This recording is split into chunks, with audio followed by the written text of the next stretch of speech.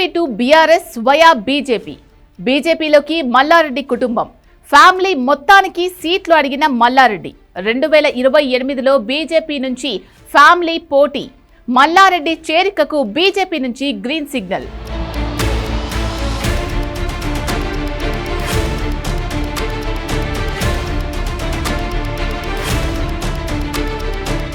మాజీ మంత్రి బీఆర్ఎస్ నేత మల్లారెడ్డి ఫ్యామిలీ కాషాయ పార్టీ వైపు చూస్తోందా?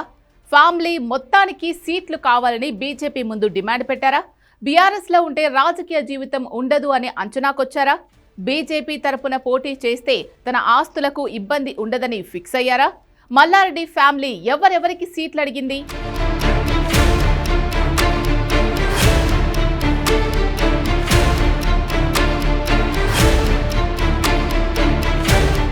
చామకూర మల్లారెడ్డి తెలుగు రాజకీయాల్లో ప్రత్యేక ముద్ర వేసుకున్న నేత.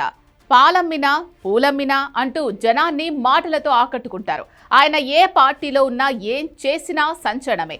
రాజకీయాల్లోకి వచ్చినప్పటి నుంచి మల్లారెడ్డి ఓటమి అన్నదే లేకుండా విజయాలు సాధిస్తూ వస్తున్నారు. తెలంగాణలో పాలిటిక్స్ మారుతుండటంతో మల్లారెడ్డి అలర్ట్ అవుతున్నారు. వచ్చే ఎన్నికల్లో బీజేపీ తరపున పోటీ చేయాలని భావిస్తున్నారు. అందులో భాగంగా కుటుంబానికి 5 సీట్లు ఇవ్వాలని కాషాయ పార్టీ ముందు డిమాండ్ పెట్టినట్టు ప్రచారం జరుగుతోంది. దీనికి బలం చేకూర్చేలా మల్లారెడ్డి కోడలు ప్రీతిరెడ్డి హైదరాబాద్లోని బీజేపీ కార్యాలయానికి వెళ్లడం చర్చనీయాంశంగా మారింది.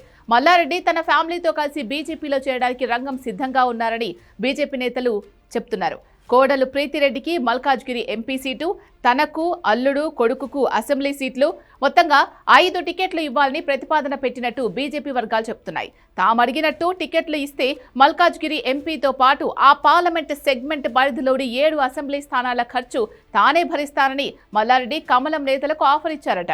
ఈ ప్రతిపాదనకు కమలనాథుల నుంచి సానుకూల స్పందన వచ్చినట్టు రాజకీయ వర్గాల్లో చర్చ జరుగుతోంది. బీజేపీలో చేరికకు మల్లారెడ్డి ఫ్యామిలీ వేగంగా పావులు కదుపుతోంది. ఆస్తులు కాపాడుకోవడం, తమ ఆస్తులపై ఈడీ, సీబీఐ దాడులు జరగకుండా ఉండడానికే మల్లారెడ్డి వ్యూహాత్మకంగా వ్యవహరిస్తున్నారు. కొడుకు కోడలితో కలిసి ప్రధాని నరేంద్ర మోడీని కలిశారు మల్లారెడ్డి. ఆ తర్వాత మల్లారెడ్డి కోడలు ప్రీతిరెడ్డి నేరుగా బీజేపీ ఆఫీస్కు వెళ్లడం రాజకీయ వర్గాల్లో తీవ్ర చర్చకు దారితీసింది. అక్కడ బీజేపీ రాష్ట్ర ప్రధాన కార్యదర్శి చంద్రశేఖర్ తివారీని కలవడంతో పార్టీ మార్పుపై జోరుగా చర్చ జరుగుతోంది. విద్యా సంస్థలు, వ్యాపారాలు ఉన్నవారు, ఒక రాజకీయ పార్టీలో ప్రజా ప్రతినిధులుగా ఉన్నవారు మరొక పార్టీ కార్యాలయానికి వెళ్లడం అంత ఆషామాషీ వ్యవహారం కాదంటున్నారు. అంతేకాకుండా మల్లారెడ్డి కుటుంబం బీజేపీలో చేరుతోంది అన్న ప్రచారం అప్పటి నుంచే సాగుతోంది. కమలం పార్టీ కీలక నేతల సహకారంతో మల్లారెడ్డి అగ్రనాయకులకు టచ్లోకి వెళ్లినట్లు తెలుస్తోంది. మల్లారెడ్డి కుటుంబం చేరికకు అగ్రనాయకత్వం సైతం గ్రీన్ సిగ్నల్ ఇచ్చినట్టు సమాచారం. వచ్చే ఎన్నికల నాటికి ఆయన ఫ్యామిలీ కాషాయ పార్టీ నుంచి పోటీ చేస్తారని ఆ పార్టీ నేతలు చెబుతున్నారు. బీజేపీలో చేరిక అంశాన్ని మల్లారెడ్డి కుటుంబం మాత్రం ఖండిస్తోంది. బీఆర్ఎస్ ఎమ్మెల్యేకు ప్రధాని అపాయింట్మెంట్ దొరకడం, ఆ తర్వాత కోడలు బీజేపీ ఆఫీస్కు వెళ్లడం వెనుక చాలా మతలబుందని కమలం పార్టీ నేతలే చెప్తున్నారు. ఏదైనా కార్యక్రమానికి ప్రజాప్రతినిధులు, అధికారులు రాజ్యాంగబద్ధ పదవుల్లో ఉన్న వారిని ఆహ్వానిస్తారని అంటున్నారు. కానీ మల్లారెడ్డి కోడల్ని బీజేపీ నేతలు ఆమె ఆఫీస్కు వెళ్లి ఆహ్వానించడం మామూలు విషయం కాదు. ప్రీతిరెడ్డి ప్రత్యక్ష రాజకీయాల్లోకి వస్తున్నారని, బీజేపీలో చేరుతారు అని ఆ పార్టీ నేతలు బల్లగుద్ది చెప్తున్నారు.